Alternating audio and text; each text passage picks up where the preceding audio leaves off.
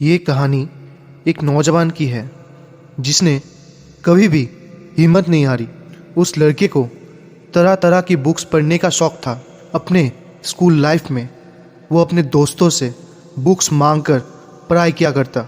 दरअसल बुक खरीदने के लिए उसके पास पैसे नहीं थे क्योंकि उसका परिवार बहुत गरीब था। कई बार ऐसा भी हुआ उसने भूखे रहकर पढ़ाई की और भोजन का पैसा बचाकर बुक्स खरीदी।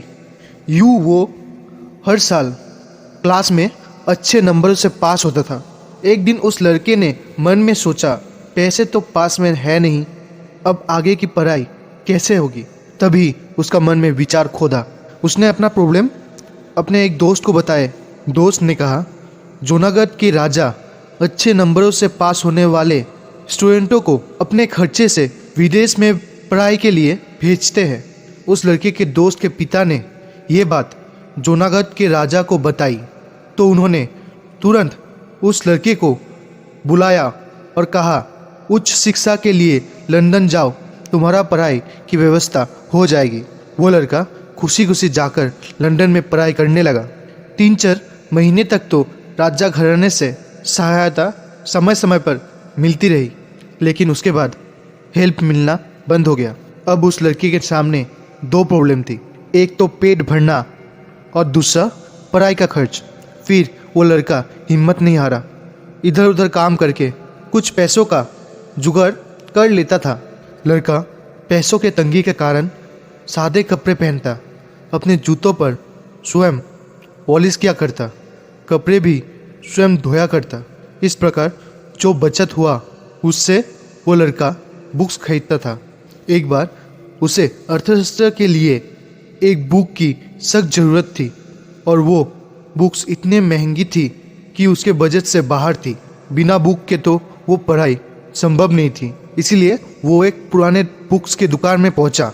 अर्थशास्त्र के बुक देखकर वो मन ही मन बहुत प्रसन्न हुआ। 10 पाउंड देकर उसने वो बुक खरीद ली। बुक खरीदने के बाद सीधा वो एक सस्ते होटल में पहुंचा। खाने के टेबल पे बैठकर बुक पढ़ने लगा। बुक से नज़र हटाकर जैसे ही उसने टेबल में देखा तो उधर का आदमी मुस्कुराते हुए भोजन के प्लेट लिए खड़ा था। तभी लड़के को ध्यान आया, जेब तो खाली है, सारे पैसे तो बुक्स खरीदने के लिए है, अभी क्या किया जाए। फिर उसने बात बनाकर दबी मुस्कान के साथ कहा, माफ़ करना मेरे भाई, मुझे ध्यान नहीं था, आज मेरा व्रत है। ये कहकर उस लड़के ने बाहर निकल आया। उसने अपनी ज़िंदगी में पहली बार झूठ बोला था।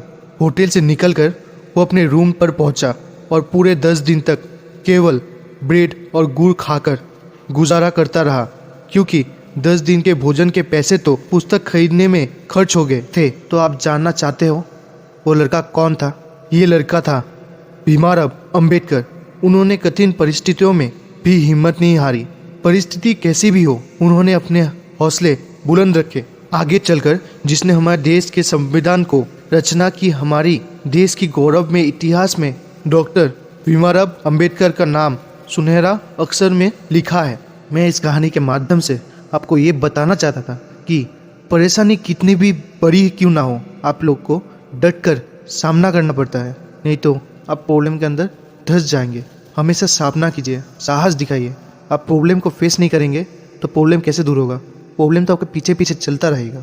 बहुत आदमी को देखता हूँ, प्रॉब्लम सामने आते हैं वो प्रॉब्लम से दूर भागता है, प्रॉब्लम सामने आता है प्रॉब्लम से दूर भागता है। अरे प्रॉब्लम का तुम सामने जाओ ना, तुम सामना करो प्रॉब्लम का, तब ना तुम्हारा प्रॉब्लम सॉल्व होगा।